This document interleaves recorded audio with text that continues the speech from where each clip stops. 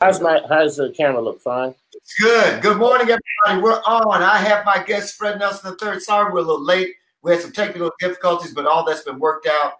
Chicago is in the house. Fred is a great friend, producer. There's some people that are behind the scenes that you don't know about that are great, phenomenal artists, producers, and composers, so forth and so on, and orchestral arrangers, composers, and Fred Nelson III is that person. Fred, good morning. Glad to have you with us. Good morning, Dr. Leo. Thanks for asking me to be here, man. Fred, all the way from Chi-Town. I was there early this week, and so just delighted you're on today. Fred, start telling us about where you're from, of course, and about your early start of music and the progression of your matriculation. So tell us a little bit about that. Well, you know, I'm still here in Chicago. That's where I was born and raised, and my family still resides here and somewhat. Product of Fred Nelson Jr., my father, who was a musician for so many years, as well as a policeman, and Octavia Nelson. Yes. And also have a sister, Lisa Nelson, who's also an accomplished musician in New York. And it started very early for me, Doc. Most of it I don't even remember, only because it was documented probably by my parents. But it started very early. At age 2, I started to play around on the piano. My father would come home from work. He was a policeman, and, you know, I cried to be at the piano, so he would strap me to his belly with his police belt. And when he practiced piano, I would play along with him. And that's where it all really started. And so he started to teach me songs. And, you know, my mother discovered sometime along the way that if a song played on TV, I would go right to the piano and pick it out right away, or be a commercial, whatever. So I actually started very young. And at age 4, I played my first song in church that my father had taught me, which was Yes, Jesus Loves Me, on the organ, actually. Couldn't touch the pedals, you know, feet, legs not long enough. And it started from there. And by age 6, I had opportunity to, we had a disc jockey at the church named McKee Fitzhugh from WVON. I don't know if people remember him. He was a very popular disc jockey. And he said, I know some people, let's get Fred out there and do some things. So at age 6, Jimmy Smith, jazz organist, was in town. Right. He asked us to go with him. He said, maybe I can get Fred to play something for Jimmy. And I ended up playing on Jimmy's set. He asked me to come up and play a song. And I played one of his numbers, which was I Got a Woman. And from that point, an agent was brought about, and in a few months, I was opening up for Ray Charles as his opening act for 2 years and traveling. So, and that was age 6. That was age 6, correct? You were age 6 and age 7. Yes, sir. Yeah. That is amazing, man. Just a child prodigy. I can recall some things very vividly, you know, but it's just unbelievable. So as you stated, you were born in Chicago, which we know is Chicago is the progenitor of gospel music. And your church of origin, the First Church of Deliverance, which was founded by the Reverend Pastor Clarence H. Cobbs, you know, the center of music, the center, you know, a lot of firsts. And so nurturing. They called it the Mecca. Tell us about it. It's the Mecca. They were the first African American church to start a broadcast. Right. I think back in 1929. So tell us the roles that you played there, your dad. Tell us all that, you know. Wow. What a base to start. What a blessing. You know, Reverend Cobbs was also my godfather, who was the founder of First Church Deliverance. But anybody and everybody came through First Deliverance. And the original ministers of music, Julie May Kennedy, who was the choral director there, ministered music along with Ralph Fitzpatrick. Julie May Kennedy was renowned herself from the Fifth Jubilee Singers, sang before the Queen of England. So you've got Ralph Fitzpatrick, of course, you know, has penned so many songs, and he's also the co-minister of music. And they were just good mentors and people to have. And so it created First Deliverance had a 200-voice choir at the time. Probably one of the first churches to have a Hammond organ, especially, I think we probably the first to have a Leslie book to the Hammond organ. So and it became the place. Many ministers basically formulated their broadcasts and forms of worship behind First Deliverance, along with the choir. The choir went into introduced gospel music to Europe in the 60s. And so it has a lot of history. And everybody, Mahalia Jackson, Sally Martin, of course. Sally Martin was on the ministers' board and also sang in the choir. Thomas Dorsey wrote the theme song, Jesus is the Light of the World, and frequent. Any given time, the choir also recorded with Nat King Cole. So just a lot of history. Mahalia Jackson, I remember vividly a story, and I don't know why I remember this. I was about 7, 8 years old. And Archbishop Lucius Hall used to have a big musical on Monday nights. And Mahalia was the guest. So she was the headliner. And we had like 20, it used to be like, we used to call it, I can't remember the name of it. It would be 20-something gospel acts on a Monday night. And so he took the offer and he said, okay, coming up, our own, the Queen, Mahalia Jackson is going to sing. So the night had gotten very late, probably after 10:30 or so. And she was sitting on the altar in the chair. She'd even kicked her shoes off, and was in her stocking feet. So when they called, he said, now our own Mahalia Jackson. And when she got up, she says, okay. She says, now, next time y'all want Mahalia, y'all call her up a little bit earlier. Thank you very much. And went back and sat down. She never sang. she never sang a note. A second, something. No. Man, so this choir also, First Church, don't want to belabor, there were so many firsts. They were traveling over to Europe back in the 50s and 40s. I mean, to Oslo, Norway. I think they even recorded some things. I'm sure they did. Yes. Yeah. It was just, your dad set a press. Talk a little bit about your dad's first. He was the organist crowning. We're back in a genre, creating a style and a sound that people imitated and tried to follow through. There were a lot of firsts. People set their broadcast. If you notice, Fred, I recall every broadcast had a theme song. They followed by the Lord's Prayer. They followed by, there's a strategic format that churches followed because of First Church. Yes, because the Lord's Prayer, which was historically known, arranged by Julia May Kennedy and sung in so many different forms by Fellowship Baptist Church, so many, But my dad had a very unique style. And this is the day now. Let's go back. There was no drummer. There was no bass player. And talk it up. That's it. Talk it up. That's it. No bass player. And he had a style that it sounded like a train was coming down the track, like a locomotive. And with the double foot pattern, that he created, which, we use bass players for now, and he would play, say it's an up-tempo song, he would carry the harmony as well as the melody with his right hand on one manual, and on the left manual, he would accent the 2 and 4, which is the backbeat, and you got this eighth note, this quarter note double pedal style going at the same time. And so he became the bass player, the drummer, whatever it was. And he was, didn't help that he was from Tennessee. So he had that soulful feel that Reverend Cobbs just loved, and just we called him Gentle Ben. People loved him. And that's where he met my mother. Actually, he was the youth choir director, young adult choir director, and my mother was in the choir. Wow. Yeah. Oh, that's some great history, man. That's just amazing. So out of that, I know my first experience at First Church, I think Lisa was in high school. Yeah. We were about to go, or you may have both been, but my first experience, it was an 8 o'clock service.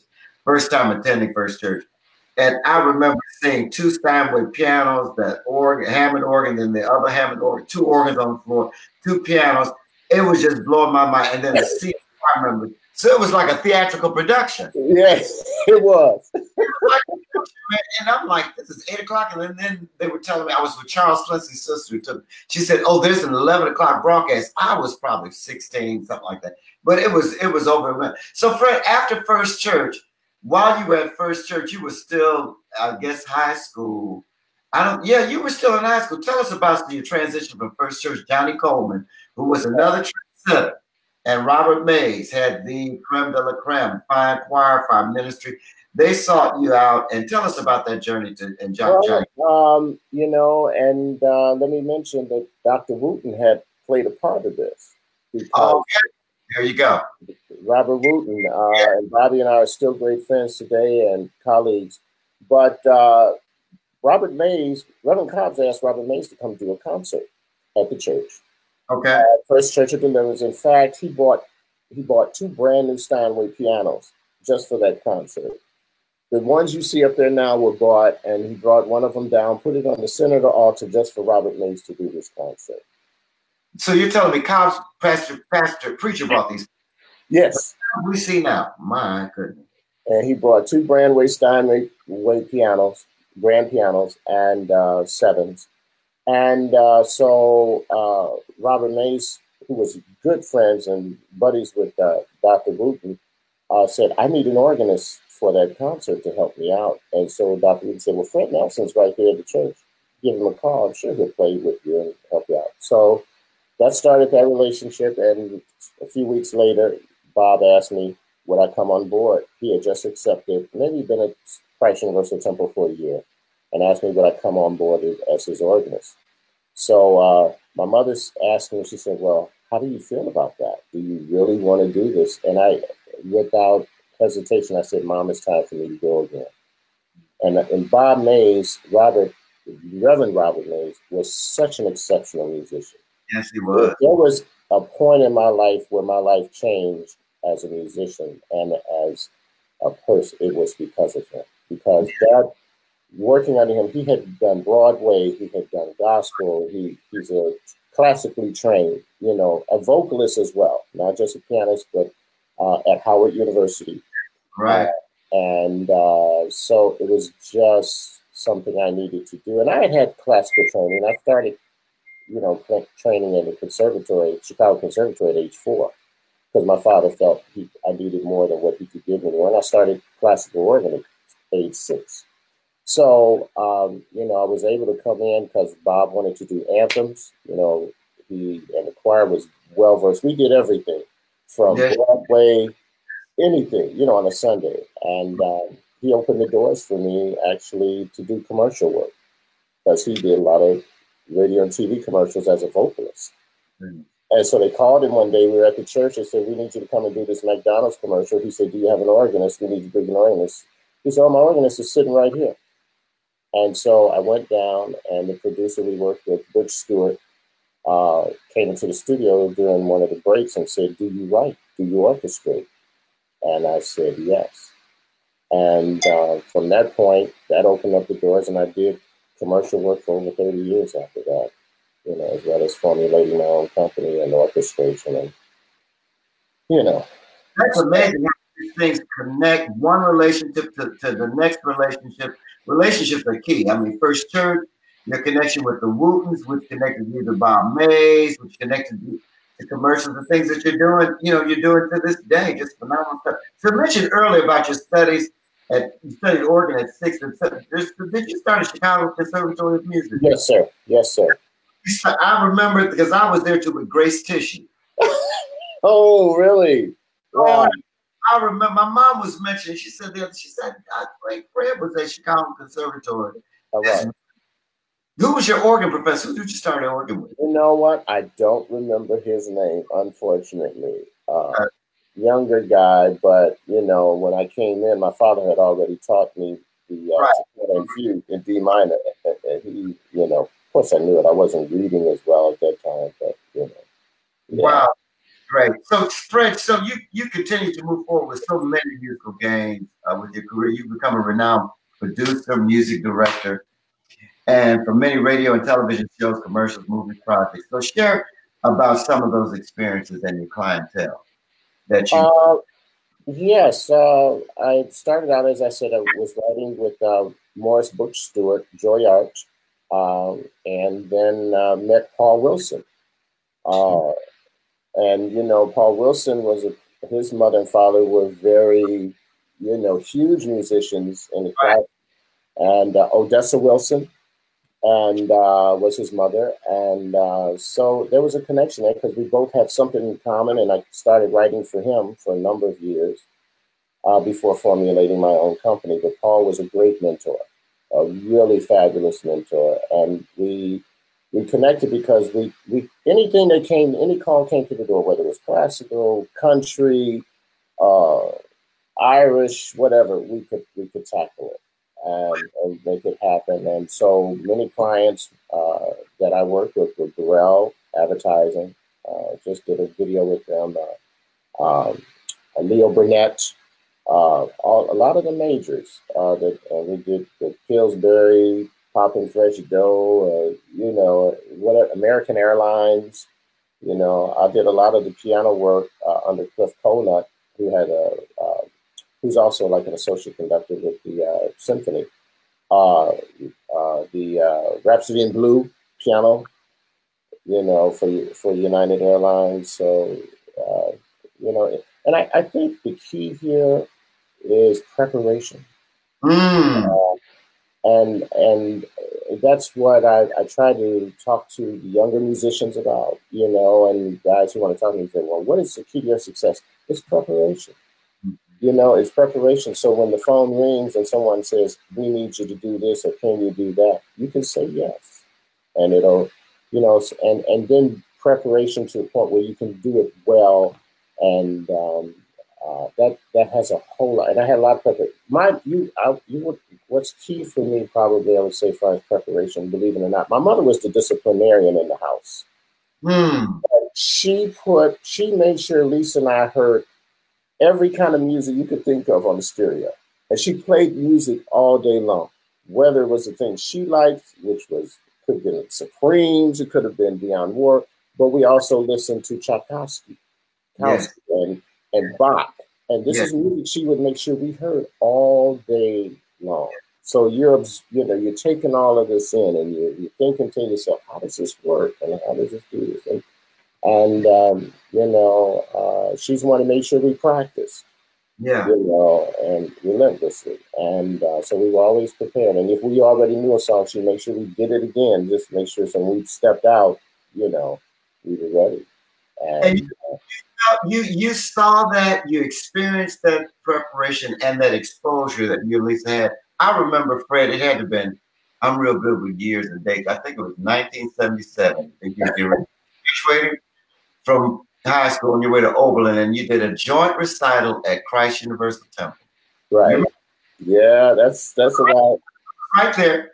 And you played the Toccata Fugue in D minor by Bach, memorized on the Hammond organ. Now that was what blew me away. It was on the Hammond organ, and it was amazing, the presentation. Then Lisa's presentation, she did a classical piano piece about butterfly. I can't remember the name of it, but I remember the program. It covered from styles A to Z, jazz, blues, gospel, class. It was absolutely phenomenal. And I'm glad I want to stay on that just a little bit more.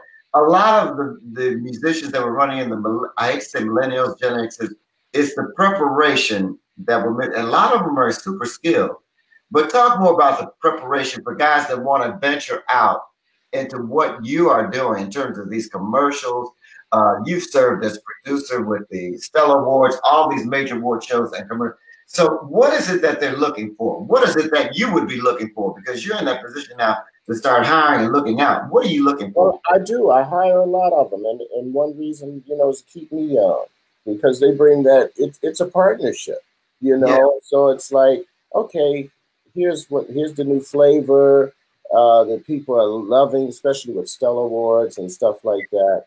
But then I work with them and I say, you know, and I said, guys, you got to have some sort of preparation. So, and be on point, you know, so when the artist says, I want to flip it, I want to do something different, you can do that, you know? So a lot of them probably don't get the training I wish they would get, you know, as far as reading and being able to, I mean, they can orchestrate what they hear in their head, but I really, you know, I'm proud of the young man who's doing a lot of orchestration now. Matt Jones. Yes, I'm so proud of him.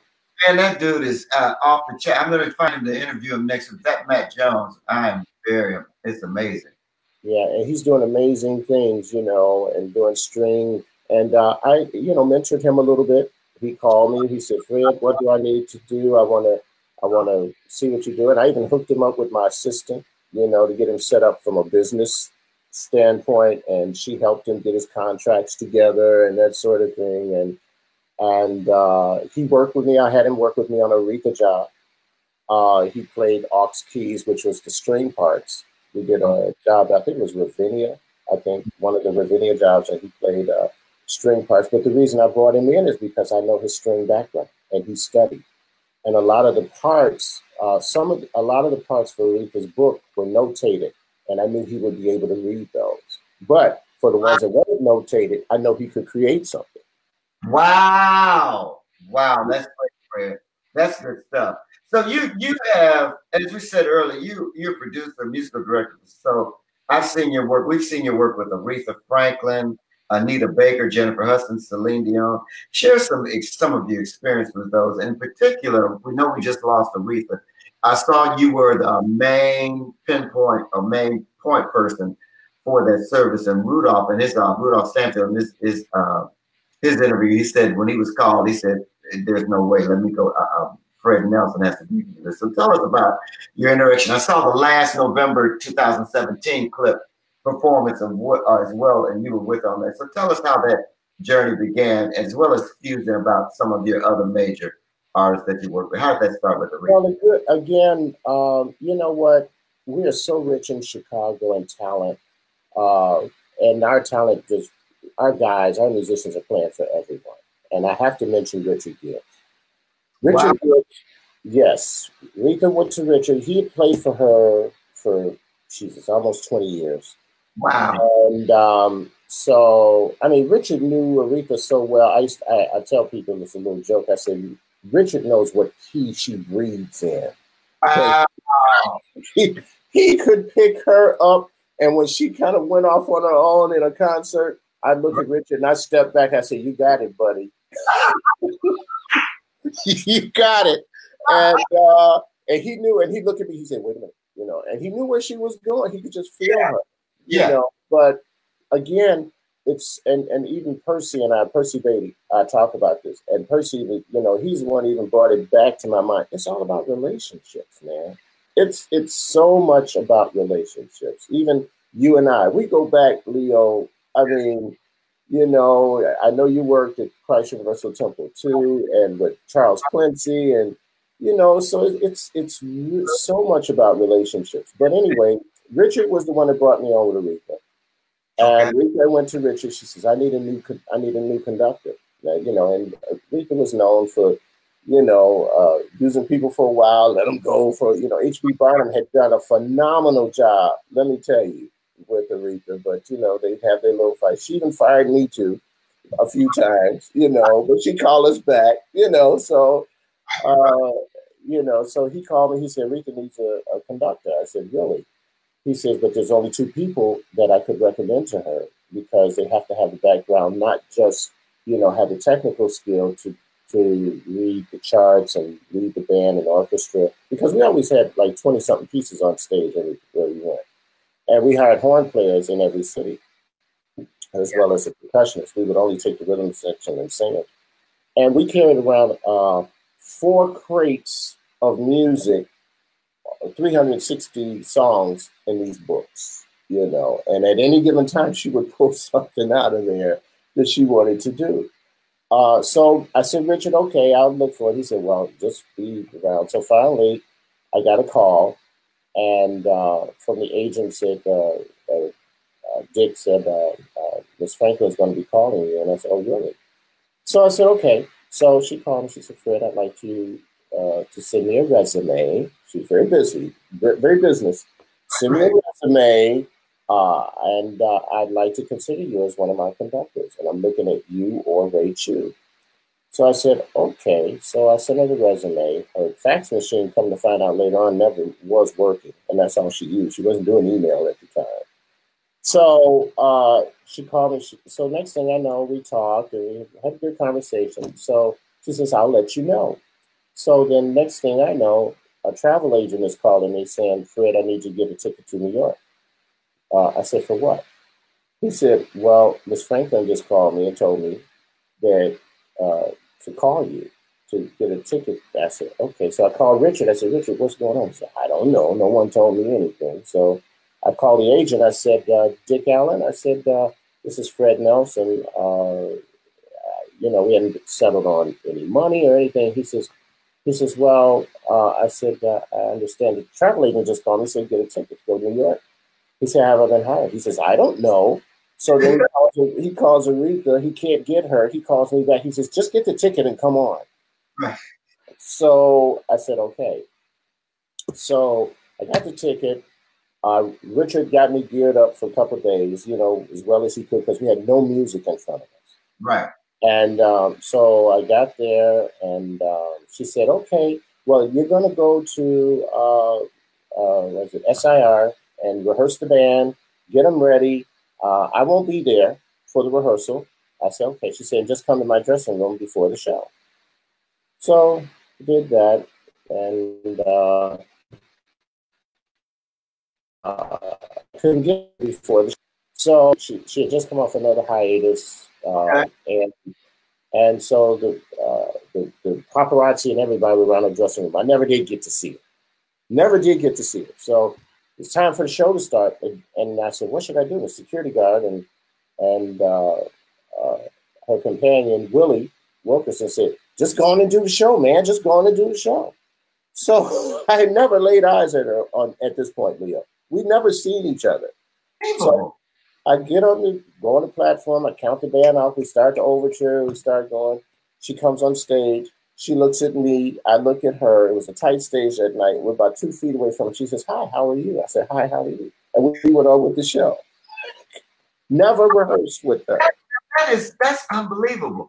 But it speaks, that sounds uncanny, and it's hard for people to believe, or because how do you work and function like that? But it says a lot about the homework that she did, evidently, and the research that she's done. But it says even more so about your musicianship. It says about going back to your key statement earlier about being prepared. You were cool in the situation. You weren't all rattled. You knew what you know. You were affirmed in that. You were confident, and you could execute, and it showed forth. So, that's why the relationship is worked. She had utmost confidence in your gift as well as you did. That's a wonderful story, Fred. We would have never known that. And let me add to that. I have never rehearsed with her to this day. I love it. I never rehearsed with her. We would go do a sound check. So, Fred, you're telling me all those crates of music, you carry that stuff around whenever she performs. You guys carry that stuff around. Well, she traveled by bus. She did not fly. Right. And so she kept this music with her, and it was on the bus. And we would have to go through it. And Willie was our librarian, and he said, "Okay, here's a set list. Here's what we're doing." Now, so she and I would talk, and she said, "Fred, I'm thinking about doing so and so." And I did some arrangements for her as well. Right. But it all depended on how she felt. And then she would change the song right on stage. Now, you got 20-something musicians on stage. And yeah. And so you're telling everybody, "Okay, we're not getting ready to do this. We're going to," and I'm walking around to the horns and walking around to, if we had string, pull up, blah, blah, blah, blah, blah. And and I'm like, one night we hear Chicago, I just started working for her. She decided in the middle of the concert she wanted to sing A Night with the King. I never knew it. I never heard it before. So Richard kind of knew it and started the intro on the piano, and I'm getting the musicians to get the music up. And she sang the hell out of it. She said, "If I could," and that's the song that the Tribune ended up writing about the next day. Something we never rehearsed. Amazing. So, and the one thing I appreciated about her, she never changed. The same place she sang gospel from is the same place she sang everything. Right from the whole stage changed when she walked out every night, and it went through the whole band.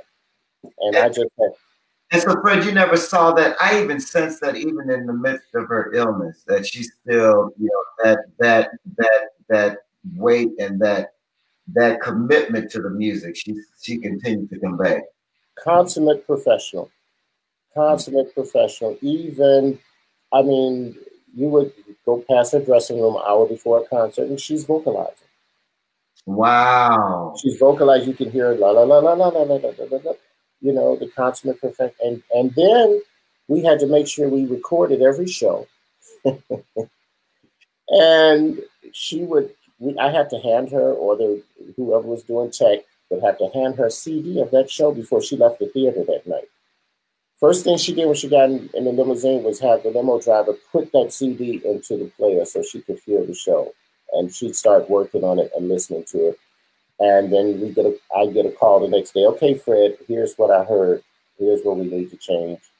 What happened here? You know, those kinds of things. Yeah. Wow.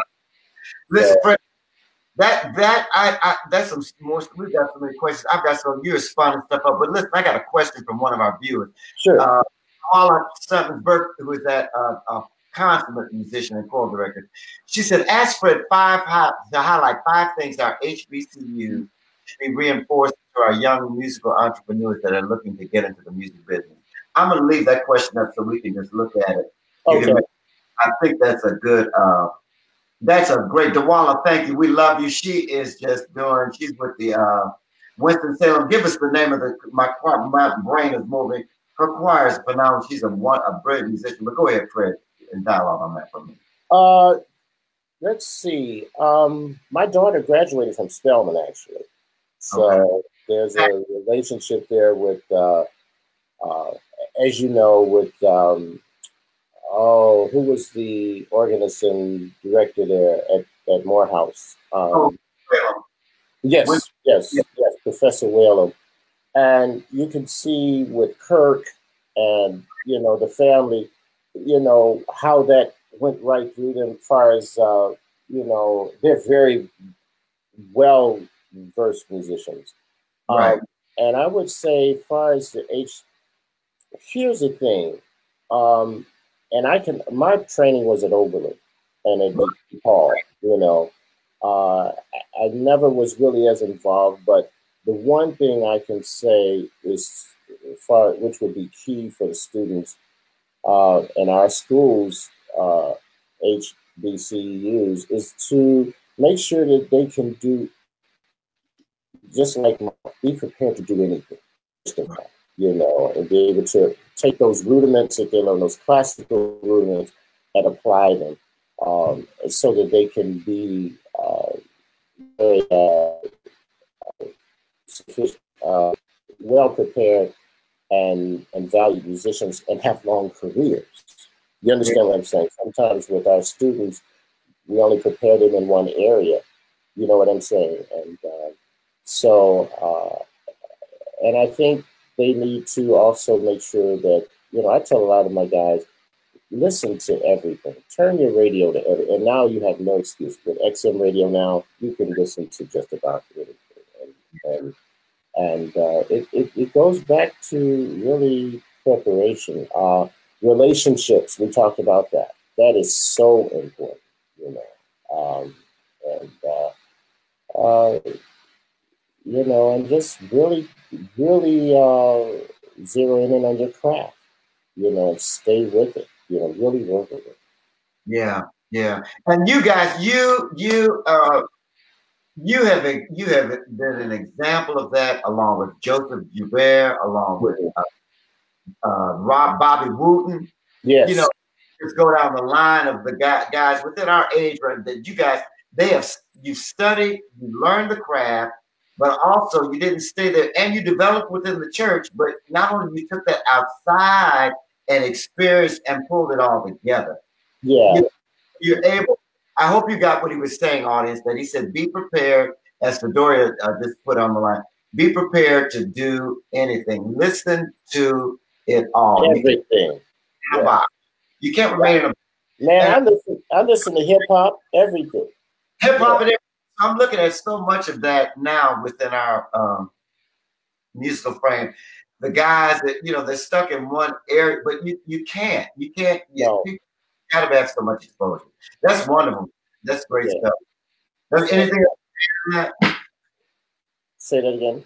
Anything you want to add to that? Well, let's take the conversation further. So with that exposure, Fred, you're being knowledgeable of or exposed to the all these variety of types of music. That's enabled you to master and to lead these shows like the Stellar Awards. Tell us about your role with the Stellar Awards.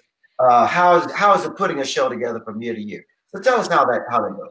Well, you know, again, this was a door that opened because of Robert Mays. Because my association being at Christ Universal Temple, Don Jackson, who's executive, you know, and CEO of Central City Productions, is a member there.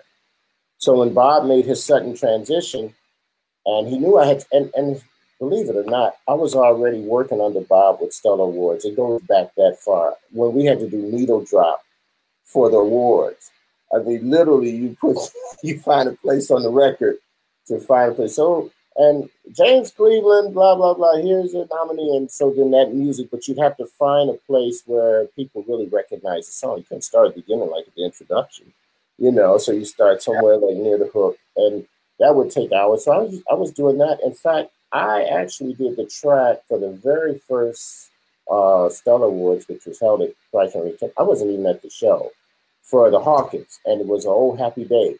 And they needed something where they could get everybody on stage and sing. And I don't even know if the Hawkins knew I did the track for them, but I was working under Robert Mays, who was the music director for the show at that time until his, you know, his demise. And so first thing Don Jackson comes up and says is, "Okay, you're on." I was like, "Really?" He says, "Yes." So come to the show that year. I think the show was in Chicago. And I just, for the first year, I kind of watched how things were going, because mostly it was track shows, you know, that day. And then it just developed, and I was able to, I had experience at that time already in doing broadcast. So it's very familiar technically. You know, you have to understand, you know, technically how video works with music. It just wasn't music. So you could speak the language to the technicians and say, okay, well, what code are we at? You know, that sort of thing. And so it was preparation again, you know. And I think what I could do with the show, not just because I was involved with gospel and I knew all forms of gospel, I could appreciate how to pull it together. It was the technical side, you know, that I was able to communicate with the directors and things and the technicians, you know.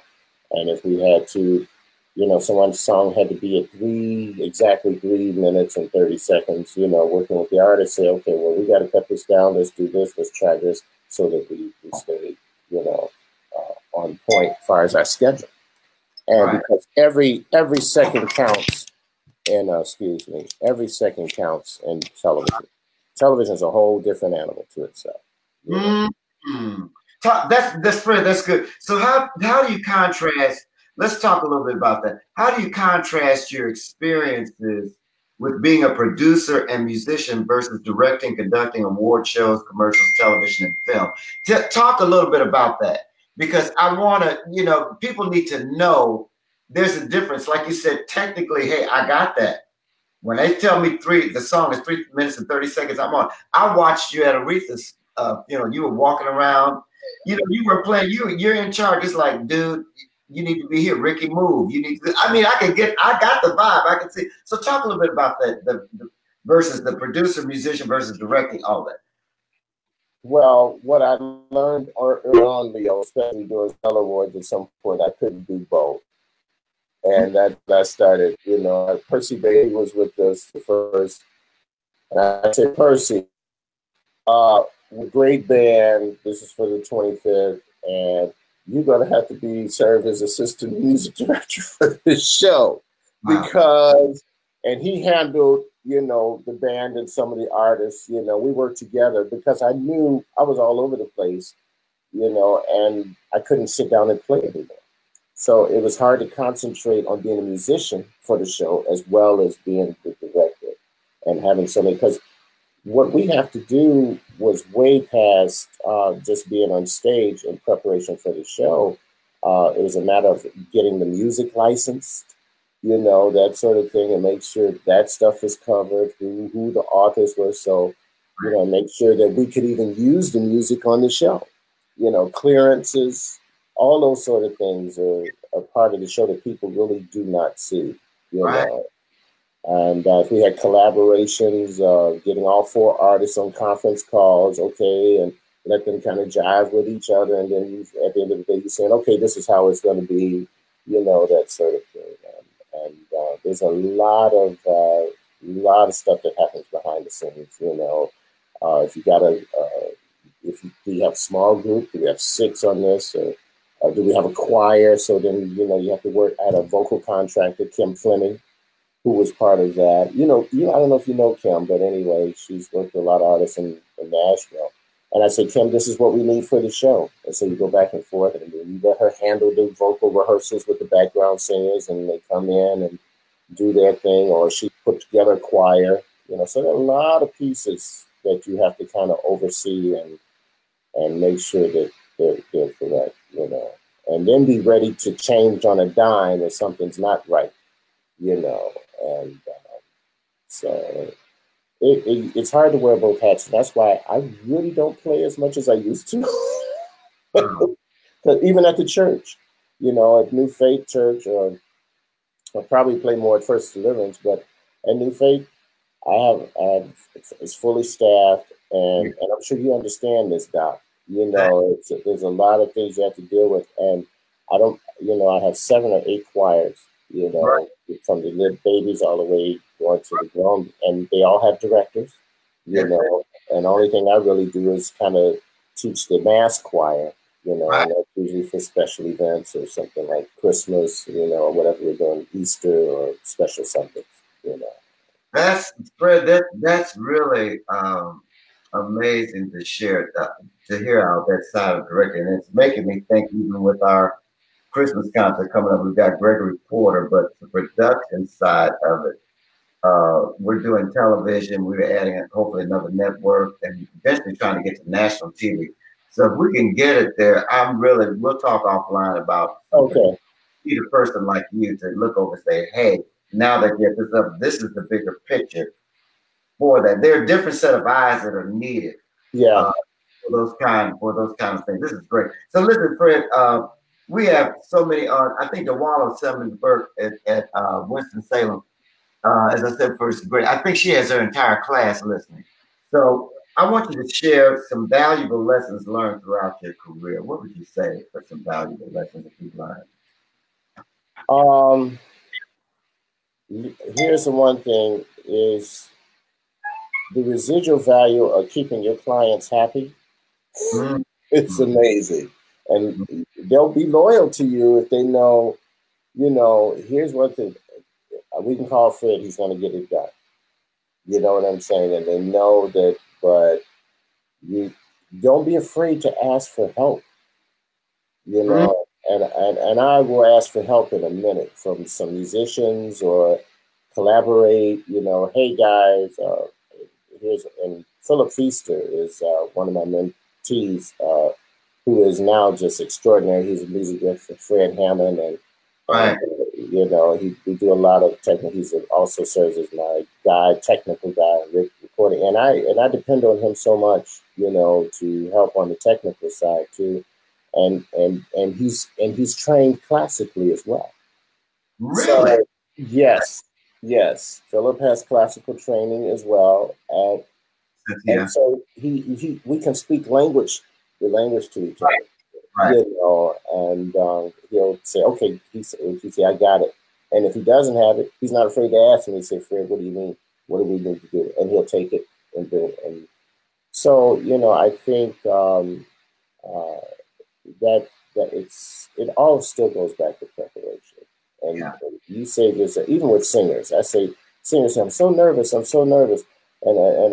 said, well, if you're really prepared, you'll be okay. And I'll tell them little tricks, vocally, I'll help them. But at the same time, I say, center yourself on the song and not you. Because at the end of the day, put yourself in the seat of the listener. Right. What do you want them to hear? What do you want them to take away? You know, from this. I know I kind of, got away from your question. No, it's cool. Those are valuable lessons. I think they've gotten that. They're talking about the collaboration. If you need help, don't be afraid. And we can't harp enough. I'm getting that message strong. Preparation, preparation, preparation, preparation. And that is so key. Fred, tell us about your family. I think you recently got married last year. I remember. Yes, I did. To a beautiful. Yes, I did. To a beautiful young lady that I actually met at New Faith shortly after I started working there, and Dr. Janelle Felder, who's a pastor, and his wife Alexis. So in our first meeting, and they knew I was single. They said, "We got a lot of beautiful ladies around here. How you gonna handle that?" Right. I said, "I'm not here for that. I'm to do a job, and I guarantee you." So, and the New York Times actually covered the. I think I forgot to say that passion, but they covered the whole story, and basically, we walked into each other in the hallway, and her son actually works for me too with the youth. And she had bought him this beautiful Yamaha piano, and she was ready to sell it because he wasn't using it anymore. He moved on, moved out, he had a motif, and so he was doing that. So I said, "Well, how much did you pay for it?" And she stopped me in the hallway. She said, $27,000. I said, "Oh," I said, "I probably need to come look at it, and get the serial number and help you kind of figure out what you should do with it." And came to look at the piano. We started talking. We talked for 3 hours, and so one thing led to another, and I ended up calling Dr. Felder 3 months later to say, "I just want to let you know I ended up dating one of your daughters." So, in the church, he calls them his daughter. He said, "Well, thank you for letting me know," and then eventually 18 months later, we were married on Christmas Eve last year. And it's a wonderful thing. We're having a blast, and for the most part. I got tickled the very thing this morning when you having some technical difficulty. He said, "I'm trying to get to my wife's computer is new, it's brand new." That's where she's in the media. So I could hear the front, that you were going through all that. But it's wonderful. So Lisa now is in New York, I think. Your sister Lisa. And man, Lisa is a minister. She's Elder Lisa Nelson. Oh my gosh. What? Yeah, she came home for First Church's anniversary, and she was our MC worship leader, blah, blah, / worship leader, and she is preaching up a storm. She came to speak. One of my uncles passed about 3 or 4 years ago, and they asked her to just have a few words, out of courtesy, because they know she's a minister. And the place was up in arms in 5 minutes. And I'm sitting there with my mouth open like, "Lisa? Really? Really, Lisa?" How's your mom doing? She's doing great. She's living with my sister, Lisa, in New York now. Yeah, and she said some health challenges, but they're doing fine. Lisa has just resurrected that lady from, because she had gotten pretty low sick here, and she is doing just fine. She's I forget, what is mom now, 82, 83 now or something. She's doing really good. Awesome, man. Tell us about, are you still serving as the artistic director for special programming for the Matteson School District there, Matteson? Yes. I'm working there. Special programming, meaning like Dr. Blondine Davis is the superintendent for the district. And again, relationships. She was best friends with Johnny Coleman. So, wow. Yes, Dr. Johnny Coleman, who I just love. And Chip Johnson was working there at the school. He's big time now, chief of schools in Chicago and stuff like that. He's doing his thing, but he was working there at the time. And so when he moved on, because he was kind of supervising the programs and things, she said, "Well, do you think Fred might come on and help us out?" So Chip said, "I'll call him. He's like a brother to me." And Chip said, "Would you come out here and just do this?" I said, "Oh, come on, Chip. Really? I never really worked with kids that closely and that sort of thing." And he said, "Yeah, it's Dr. Davis." And I know her record speaks for herself. And she is so such a supporter of the arts, which is lost in a lot of our schools now because she puts a lot of money into it. That program has grown. We have 400 kids in the high school, and of course, I do music for the whole district. And 200 of the kids are in the fine arts program. Of those 400 in the high school. So we have marching band, we have a concert band. So my job is when we have like the special programs, like Christmas programs, we have a spring program, we have a Black History program. I'm the one that produces and puts those together for her. And we use and I employ a professional band to support those programs, horns and the whole thing. And the graduation is down at the Harris Theater, and I have strings and the whole 9 yards. So it's done at a very professional level. And then I have relationship with the kids that I'm mentoring now, and it's been most rewarding. It's been most rewarding. I had no idea that one show would turn into, something as big as this. You have just evolved from this iconic church musician, producer, orchestral conductor, composer, arranger, to the artistic director of the school district. I mean, I'm really inspired. And you continue to evolve. Your name will come up. It's something new. Fred Nelson, you're the go-to. You're the go-to that Chicago area, they got to go to Fred Nelson. So tell us this, how do you successfully navigate, and you've done this so well, between the secular and sacred genres of music and artists? I love what you said earlier about Aretha.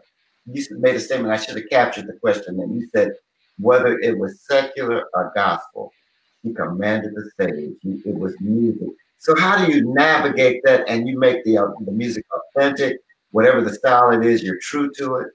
You don't try to church secular. You don't try to do anything to the church. When you get church, you are church. It's Fred Nelson Church. So that's funny. Seriously, when you take us to church, you are in church. You go into church with Fred Nelson. But so tell us how you navigate. It all, and I think that's one reason Aretha and I work so well together. We realized even if she was doing Nessun Dorma, yes, or whatever she was doing, it didn't matter because it all comes from the same place. And we realize that it comes from the inside of us. Now, I can speak for me. I can't speak for her. If you ask me how I do that, I can't explain it to you. I realize it comes from another place that I have nothing to do with. And my whole thing is I want to make sure, and it's a ministry in a sense. I don't care what I'm doing. And I always teach everyone, put yourself in the seat of the listener. Once you put it all together and you've kind of prepared yourself and the music's there, then put yourself in the seat of the listener and what you want them to receive. And it doesn't matter to me what music it is. And some people may say, know your audience, but, it comes from the same place. And so it's not a hard thing to do or navigate.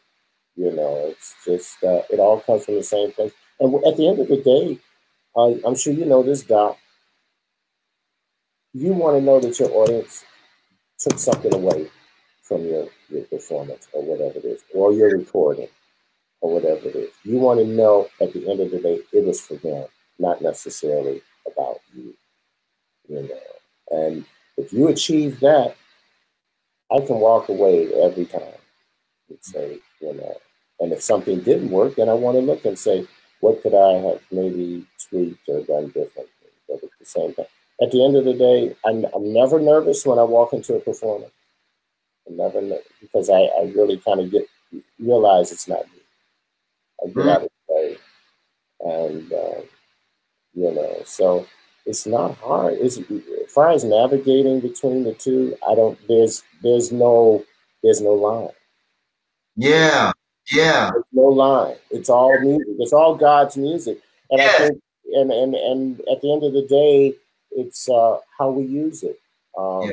I don't believe in music should be used in a vulgar way. Right. We don't do that. We're sending the wrong message. And it's all about how we use it. You Right. know? And I mean, let's be for real. Snoop Dogg just did a gospel album. Yeah. You know what I'm saying?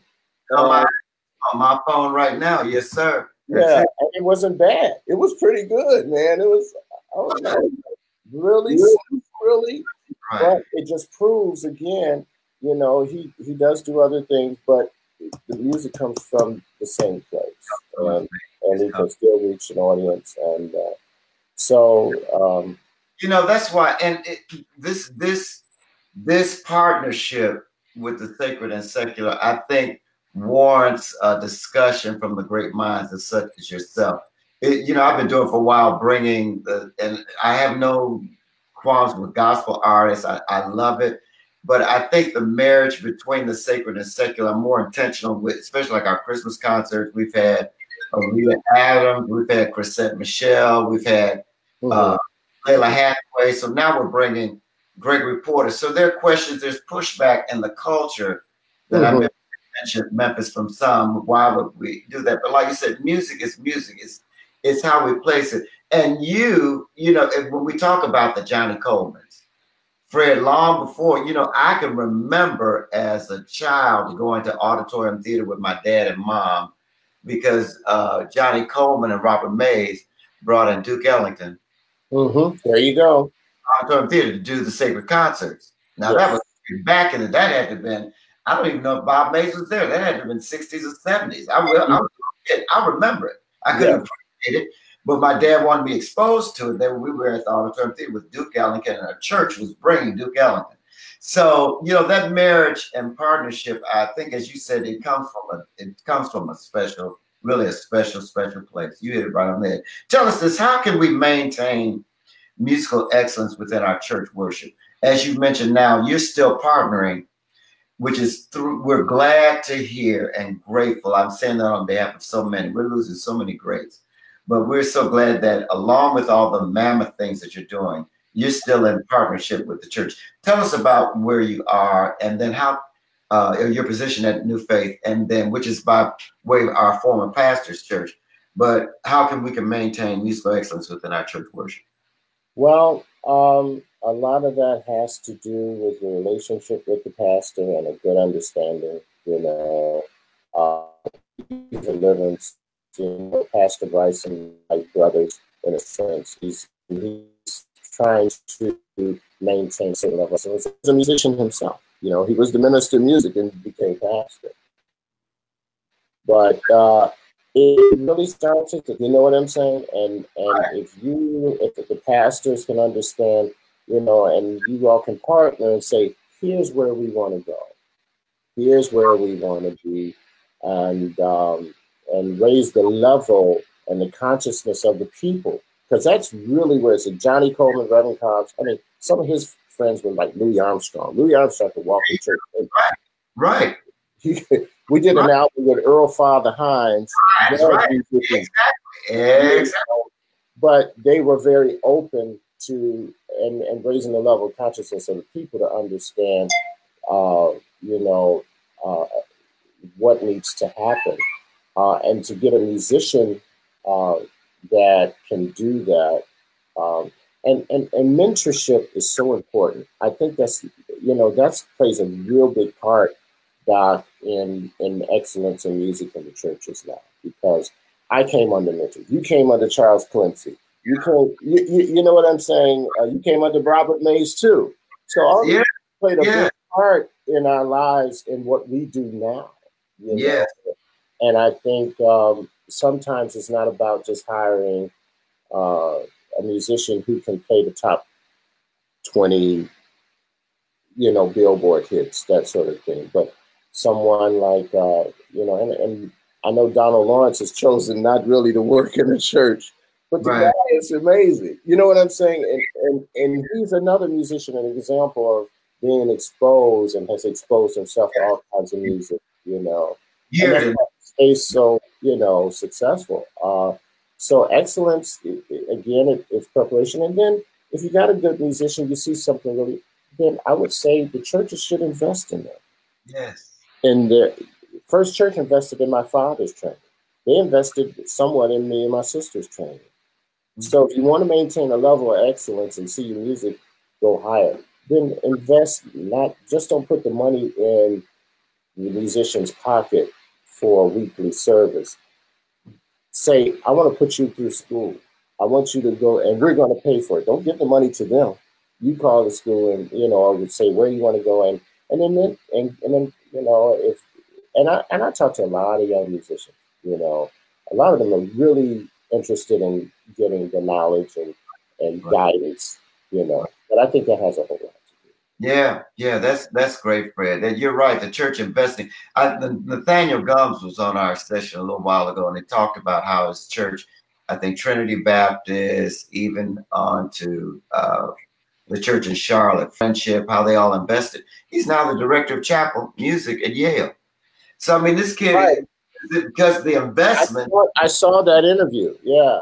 Just because of the investments of the church, as you said, Fred. So as we close, we have, as I said before, I want to thank so many of our listeners each week. Dewala Simmons-Burke, if you don't know her, she is the creme de la creme, as one of the finest choirs. She says she's dismissing the class. Thanks for teaching us this morning, Fred and Leo. This was one of the best classes today. Okay. So she enjoyed. So she's probably going to continue this on, but share with us. We have such a diverse audience of preachers, scholars, everybody that's on.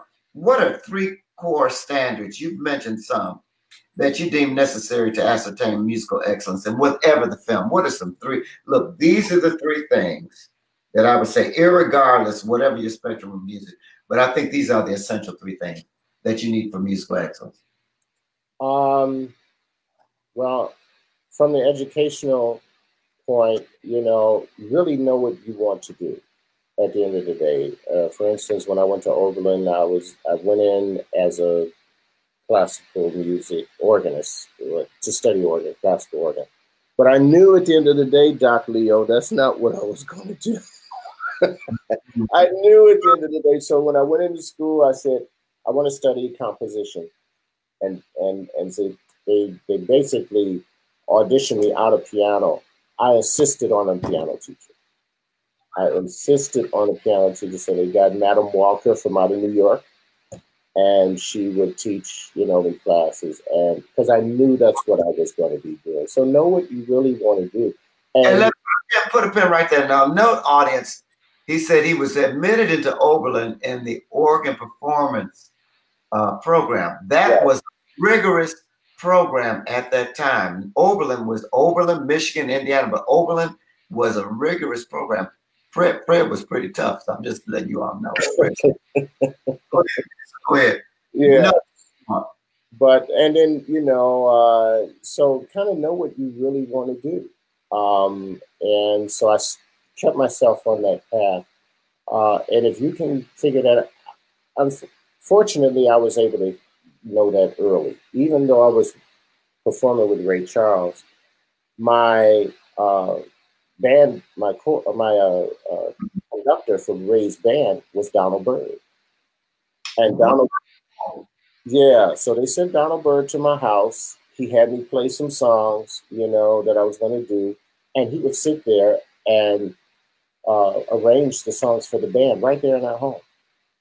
And, as I played, and he'd do the horn parts and all that kind of stuff. And when I watched him do that, at that time, that's when I said, that's what I want to do. Mm. Even though I was performing, I never really embraced performance as much. I mean, I really like being the guy to help pull it all together, even if that means in the background. Even though being a great performer, that's amazing. I mean, you were an exceptional performer. That's amazing how you identified that, though. That's amazing. I remember telling my mother at age 11, I had performed so much by that time. We were out with everybody, Temptations, everything.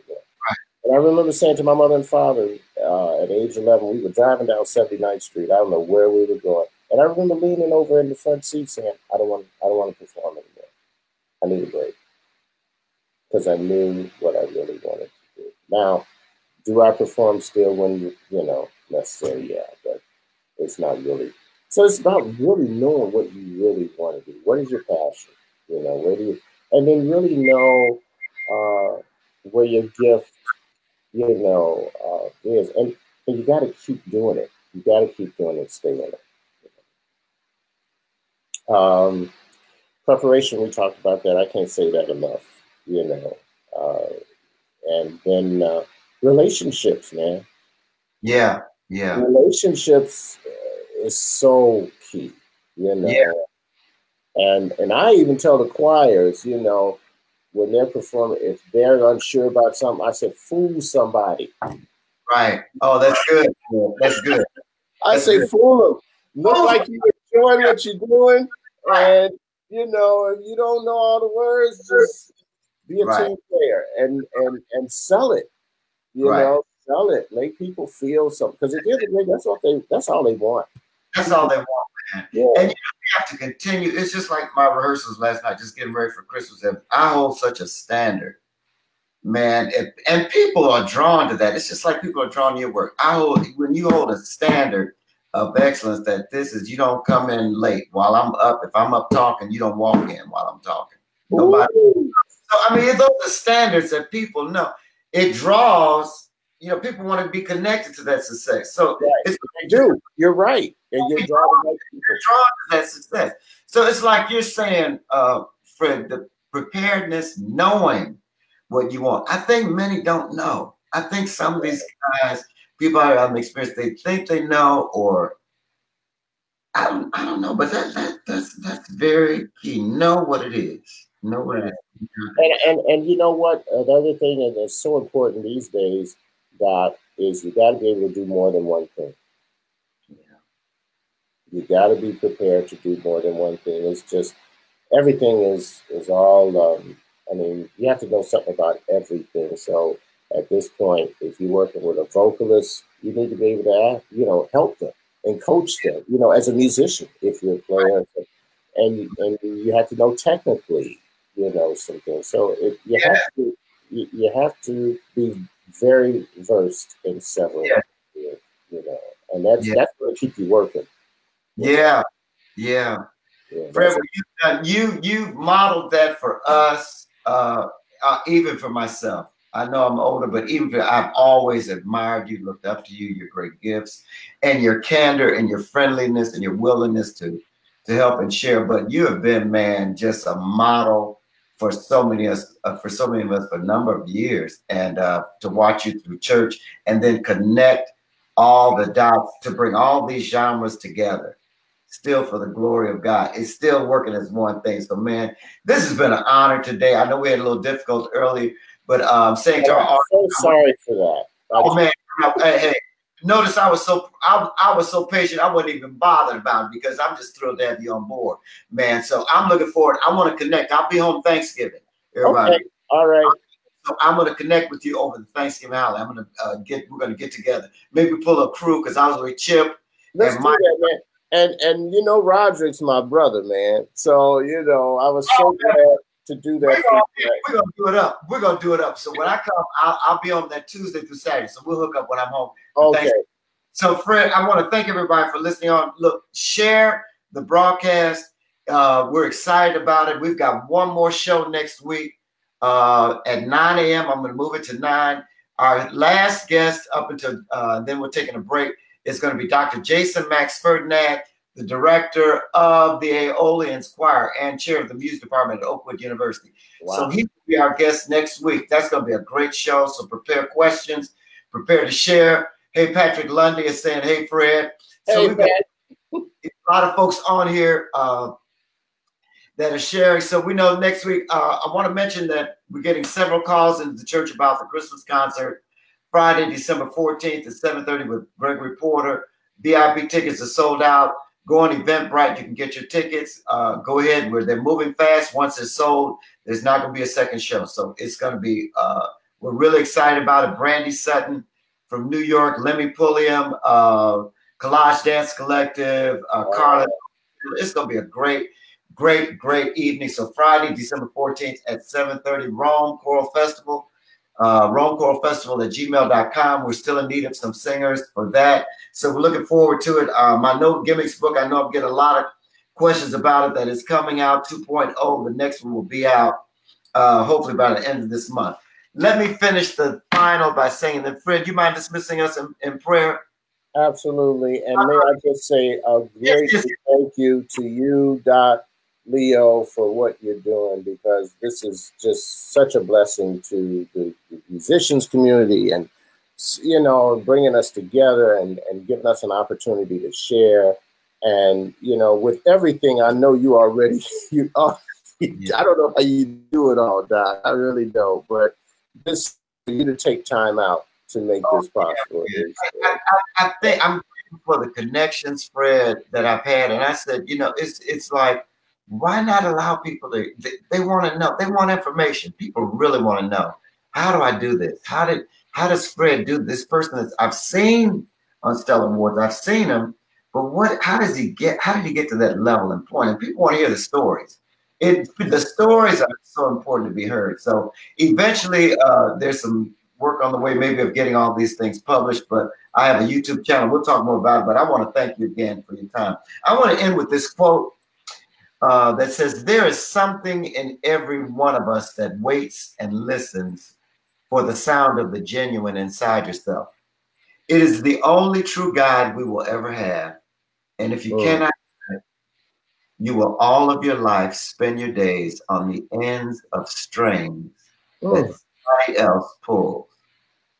So don't step on those strings. That's by Howard Thurman.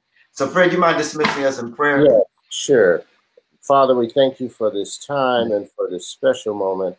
And we ask you to pour your blessings out on our entire music community as we try to impart and bless others with our gifts, and keep us humble, and bless Dr. Leo in a very special way for being the vehicle and the channel for making this happen. We thank you, we bless you, and we thank you, God, for what you're going to do, what you've already done, and just pour your spirit out on us as we move forward in our churches, and bless those and keep us safe.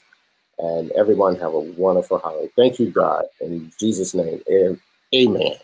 Amen. Appreciate you, brother. And I'm going to touch base Thanksgiving. Gotcha. I'm in. Like that Friday after Thanksgiving, we'll hook up. Sounds good to me. All right, man. Love you, man. I appreciate you. Love you too, Doc. Thank you so much. Please share the broadcast. Talk to you, Fred. All right now. Bye-bye. Bye-bye.